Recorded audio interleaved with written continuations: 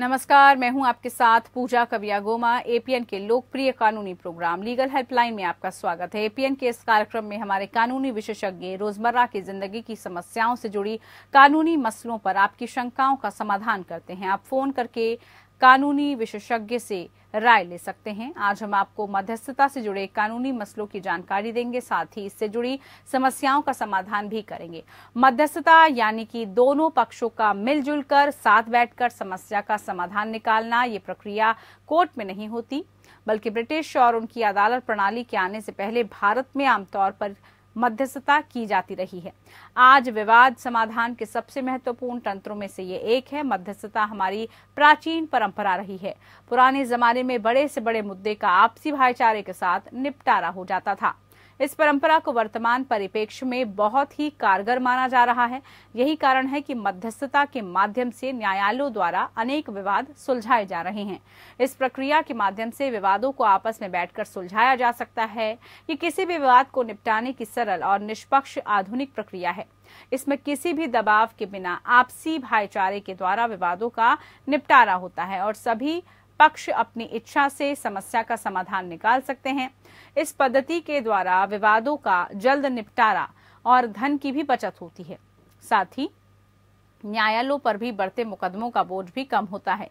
ये तो थी कुछ बुनियादी जानकारी मध्यस्थता को लेकर। मध्यस्थता पर ज्यादा जानकारी देंगे हमारे आज के कानूनी विशेषज्ञ अधिवक्ता विनीता सहाय जी। विनीता जी आपको विषय से जुड़े तमाम कानूनी पहलुओं के बारे में जानकारी देंगी। साथ ही अगर आपका कोई सवाल है तो आप फोन करके राय ले सकते हैं। हमारा फोन नंबर आपकी टेलीविजन स्क्रीन पर इस वक्त फ्लैश हो रहा है 01206127 इसके अलावा एक और नंबर 01206127 इन नंबर्स पर आप कॉल कर सकते हैं और मध्यस्थता से कानूनी समस्याएं कैसे सुलझा सकते हैं उसके बारे में आप जानकारी प्राप्त कर सकते हैं। हमारी खास मेहमान आज जुड़ चुकी हैं। बहुत स्वागत है आपका विनीता जी कार्यक्रम में। आपसे सबसे पहले मध्यस्थता क्या है, कैसे इसको डिफाइन करते हैं, यही हम समझना चाहेंगे। Thank you. मध्यस्थता क्या है, सबसे पहले मैं आपके इस सवाल का जवाब देती हूँ। मध्यस्थता एक स्ट्रक्चर्ड नेगोशिएशन प्रोसेस में एक न्यूट्रल थर्ड पार्टी होता है, वो इम्पार्शियल होता है, उसको मीडिएटर कहते हैं। ये दोनों पार्टीज की सहमति के साथ उनके विवादों को सुलझाने में एक फैसिलिटेटर की तरह उनकी कम्युनिकेशन, उनकी नेगोशिएशन में मदद करता है, जिससे पार्टीज जो है वो डिस्प्यूट को डिसॉल्व करती है, म्यूचुअली एक्सेप्टेबल सॉल्यूशन वो कर पाती है। ये मध्यस्थता होती है। मध्यस्थता वॉलंटरी है, पार्टी सेंटर्ड है और कॉन्फिडेंशियल प्रोसेस है। और जैसा आपने पहले भी बताया, इसमें मध्यस्थता में जब दोनों पक्ष जो होते हैं वो अपनी समस्या का समाधान स्वयं करते हैं, इसलिए इसे विन विन सिचुएशन भी कहा जाता है। ये है मध्यस्थता। बिल्कुल, तो ये तो मध्यस्थता क्या है ये आपने बताया विनीता सहाय जी। अब हम आपसे ये जानना चाहेंगे, अगर हम इसके अलग अलग प्रकारों के बारे में बात करें तो वो अलग अलग प्रकार क्या हैं इसके? देखिए, मध्यस्थता मुख्यतः दो प्रकार की होती है। जैसे एक कोर्ट रिफर्ड मीडिएशन होता है और एक प्राइवेट मीडिएशन होता है। तो under section 89 of the code of civil procedure 1908 court क्या करती है, सारे पेंडिंग मैटर्स को वो कोर्ट अनेक्स मीडिएशन सेंटर में रेफर करती है। कोर्ट उसको भेजती है। ऐसे मैटर्स जो कोर्ट से रेफर होकर मीडिएशन में आते हैं वो कोर्ट रेफर्ड मीडिएशन कहलाते हैं। उसमें मीडिएटर दोनों पार्टी को सुनता है, मैटर सॉल्व हो गई तो वापस वो रिपोर्ट कोर्ट में भेजता है और पार्टी विड्रॉ कर लेती है कोर्ट। अगर नहीं सॉल्व हुआ तो एक लाइन सिर्फ एक रिपोर्ट जाती है कि मैटर नॉट सेटल, और फिर जैसे पार्टी का कोर्ट में मैटर चल रहा होता है वहीं से फिर शुरू हो जाता है। दूसरा होता है इसका प्राइवेट मीडिएशन। प्राइवेट मीडिएशन में क्वालिफाइड ट्रेन मीडिएटर होते हैं जो फी फॉर सर्विस बेसिस पे काम करते हैं, इधर प्राइवेटली करते हैं या फिर किसी ऑर्गेनाइजेशन के साथ, सेक्टर्स के साथ, मीडिएशन सेंटर्स में। और ये प्री लिटिगेशन और पोस्ट लिटिगेशन दोनों प्रकार के विवादों का ये समाधान करते हैं।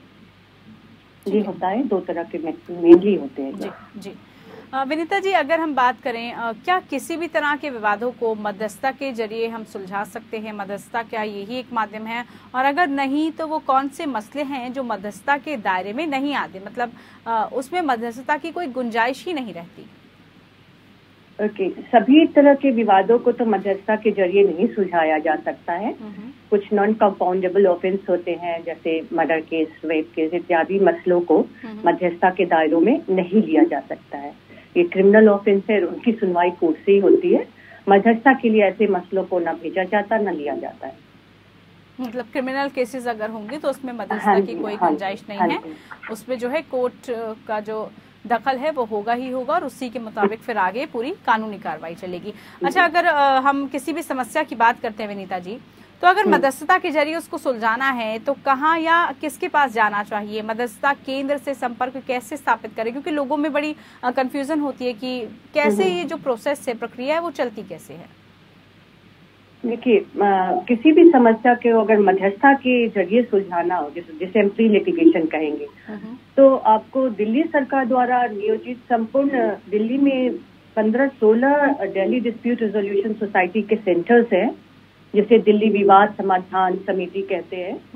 वो वहाँ क्वालिफाइड ट्रेन मीडिएटर्स है जो आपकी मध्यस्थता करते हैं। और संपर्क करने के लिए बहुत ही सीधा तरीका है, या तो आप अपने किसी नजदीकी सेंटर में, मीडिएशन सेंटर में जाके डायरेक्ट बात करके भी अपना विवाद बता सकते हैं उनको, या फिर आप ऑनलाइन, आजकल तो जैसे कोविड का जमाना है तो फोन पे, ईमेल के जरिए आप रिक्वेस्ट भेज सकते हैं, ऑनलाइन रिक्वेस्ट भेज सकते हैं। और जो समिति है, जो विवाद समाधान समिति है, उसके जो स्टाफ है वो आपको कांटेक्ट करते हैं और आपको सारा बताते हैं प्रक्रिया कैसे करना है और आपकी पूरी सहायता करते हैं। बहुत सारे सेंटर्स हैं पूरी दिल्ली में जी, तो उन सेंटर्स की हम मदद ले सकते हैं और उन सेंटर्स पर जाकर हम हेल्प मांग सकते हैं। अगर मध्यस्थता की जब हम बात करें तो क्या मध्यस्थता में कानून का इस्तेमाल भी होता है? और सबसे महत्वपूर्ण सवाल ये है कि इसमें क्या किसी एडवोकेट को हायर करने की, वकील की जरूरत होती है क्या इन केसेस में? मध्यस्थता की प्रक्रिया में, नेगोशिएशन में कोई कानून का इस्तेमाल नहीं होता है, क्योंकि ये इनफॉर्मल है और वॉलेंटरी प्रोसेस है।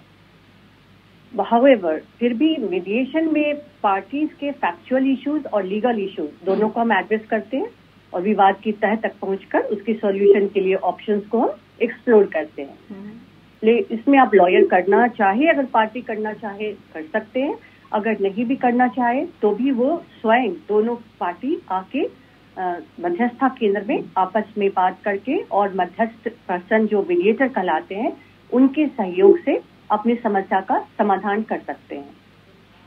जी विनीता जी, अगर हम किसी पक्ष की बात करें तो किसी पक्ष को मध्यस्थता के लिए तैयार कैसे किया जाए? तैयार वो कैसे होना चाहिए? क्या इसका प्रोसेस है? अच्छा, ये मध्यस्थता के लिए देखिए कोई स्पेशल प्रिपरेशन की जरूरत नहीं होती है। पार्टीज को कोई खास तैयारियां नहीं करनी होती है। इसमें दोनों पक्षों की विलिंगनेस होनी चाहिए अपने विवाद को सुलझाने की, विवाद को खत्म करने की। मीडिएशन प्रोसेस में कोऑपरेशन बहुत जरूरी है। मीडिएटर के साथ कोऑपरेट करें, सर्टेन ग्राउंड रूल्स होते हैं वो फॉलो करें, और अपने जो पार्टीज होती है उनके साथ कोऑपरेशन थोड़ा चाहिए होता है, और समय पर आए, अभी सारे मुद्दों को सच्चाई के साथ मीडिएटर से डिस्कस करें, समस्या का समाधान ढूंढना, ये जो ऑप्शंस होते हैं, एक्सप्लोर करना, कोऑपरेशन करना, ये सब मेन चीजें होती है। उसके लिए और किसी स्पेशल तैयारी करने की कोई जरूरत नहीं होती है। वो वहाँ मीडिएटर होते हैं, वो उनको पूरी तरह से गाइड करते हैं, उनको साथ ले चलते हैं, अपने साथ उनकी सहायता करते हैं हर तरह से, उनकी ही बातों में, उनके ही तरीके से वो अपने प्रॉब्लम की सॉल्यूशन करते हैं। फैसिलिटेटर वहाँ होता है, मीडिएटर वहाँ होता है। बिल्कुल, बड़ी अहम और महत्वपूर्ण जानकारी आपने विनीता जी अब तक हमें दी है। आज हम लीगल हेल्पलाइन में बात कर रहे हैं मध्यस्थता की, मध्यस्थता कानून की। अगर इससे जुड़ा आपका भी कोई सवाल है तो आप फोन करके कानूनी सलाह ले सकते हैं। कार्यक्रम में फोन करने के लिए टेलीफोन लाइंस लगातार खुली हुई हैं। आप इन नंबर्स पर कॉल करके हमारे अधिवक्ता से तमाम जानकारी जुटा सकते हैं। विनीता जी आज हमारे साथ जुड़ी हुई हैं, जो तमाम सवालों के जवाब दे रही हैं और जानकारी हमारे साथ साझा भी कर रही है। विनीता जी, कार्यक्रम में आगे बढ़ते हैं, आपसे और जानकारियां लेते हैं, बात करते हैं मध्यस्थतावादी की। क्या मध्यस्थतावादी के जो कानूनी हकों को वो प्रभावित करती हैं? क्या ऐसा होता है? मध्यस्थता पार्टीज के कानूनी हकों को प्रभावित नहीं करता, बिकॉज मीडिएशन जो होती है, मध्यस्थता जो होती है, वो वॉलेंटरी होता है, कॉन्फिडेंशियल होता है। तो पार्टी जो है वो मीडिएशन में कभी भी आ सकती है, और अगर मध्यस्थता सफल नहीं हुई तो वो मीडिएशन से बाहर कभी भी जा सकती है।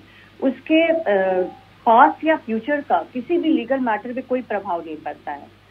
अगर पार्टी जो स्वेच्छा से मैटर को सेटल कर लिया तो वो कोर्ट से जाकर के उसको विड्रॉ कर ली, और अगर नहीं सेटल किया तो एक नॉट सेटल का रिपोर्ट चला गया, और उसके जो कानूनी जो भी चल रहे हैं केसेस जो चल रहे हैं कोर्ट में वो वैसे ही चलेंगे, उसमें कोई भी फर्क नहीं पड़ता है, उसी तरह से चलता है। और यहाँ से जो भी मीडिएशन की प्रोसेस होती है वो कॉन्फिडेंशियल होती है, उसकी जानकारी कहीं भी नहीं जाती है, कोर्ट रिपोर्ट में भी उसकी जानकारी नहीं जाती है।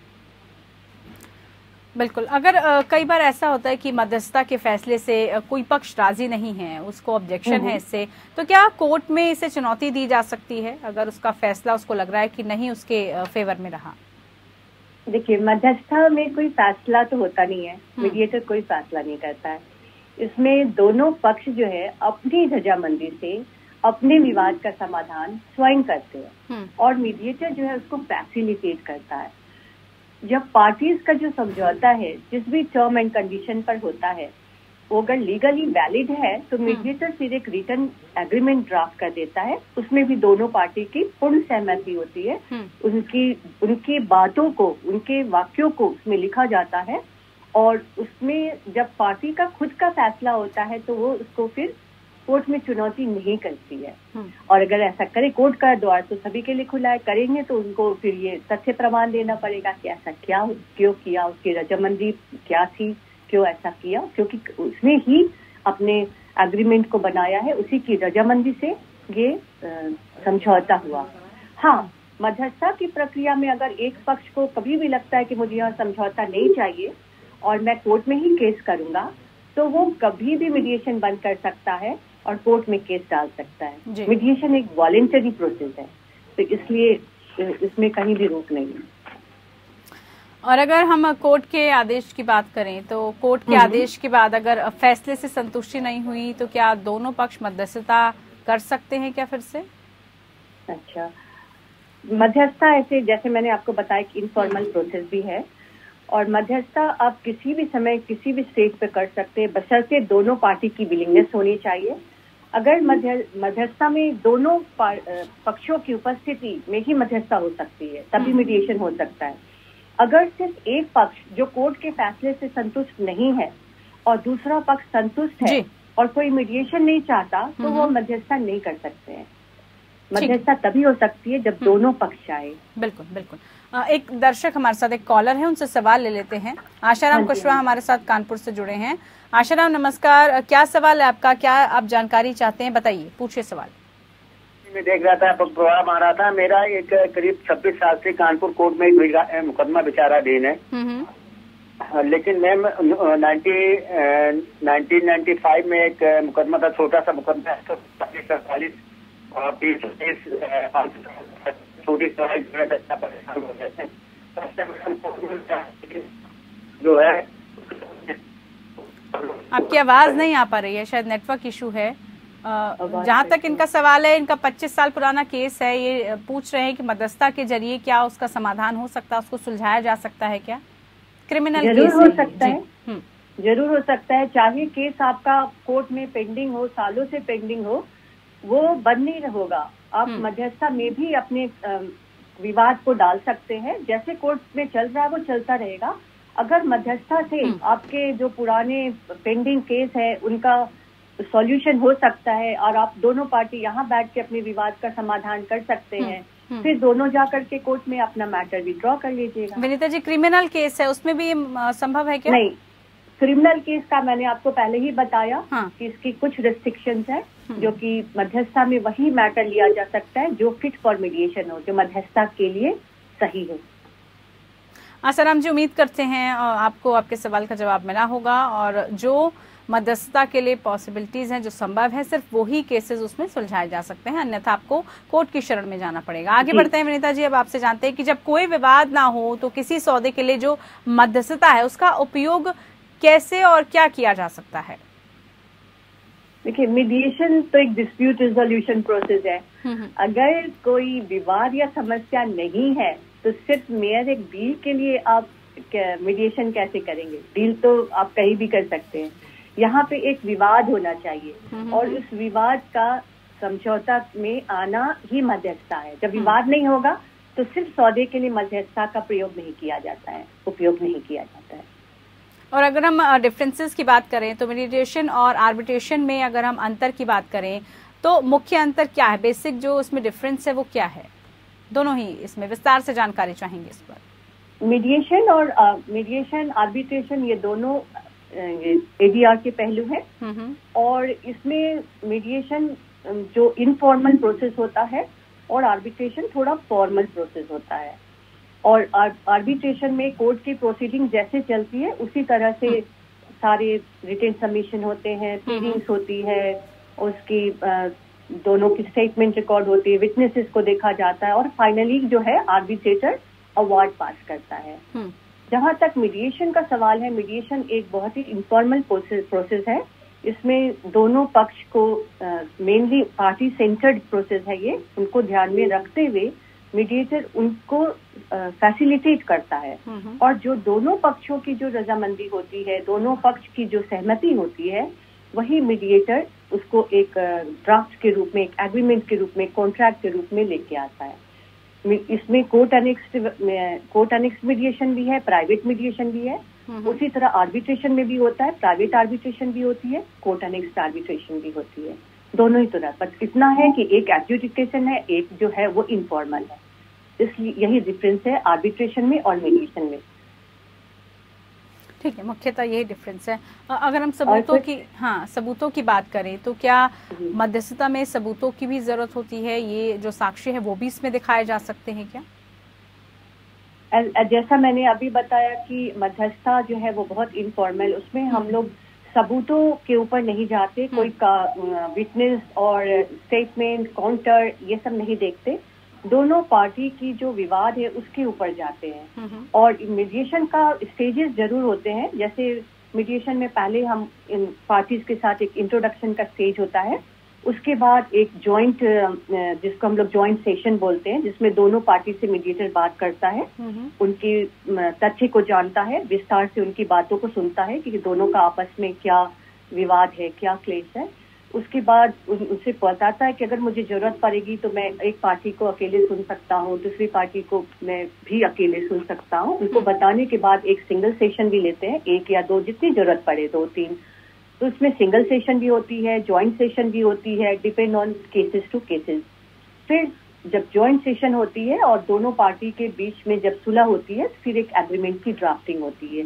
ये कंप्लीट 4-5 स्टेजेस होते हैं मीडिएशन के और ये इनफॉर्मल होता है, लेकिन इसमें लॉ का, लीगल बातों का ध्यान रखा जाता है। पर इसमें किसी भी तरह के विटनेस, डॉक्यूमेंट्स और किसी भी एविडेंस की या स्टेटमेंट की जरूरत नहीं पड़ती है, क्योंकि ये वादी और प्रतिवादी दोनों पक्ष जो है वो खुद ही इसकी समझौता करते हैं, खुद ही आपस में सामंजस्य से मध्यस्थता के साथ इस चीजों और को इतना इनफॉर्मल होता है, इसलिए आपने कहा कि इसमें इन सब की आवश्यकता। ये इनफॉर्मल है जी, नहीं ये प्रोसेस है, स्ट्रक्चर इसका काफी जो है वो प्रोसेस जो है वो एक स्ट्रक्चर्ड है, लेकिन इनफॉर्मल भी है।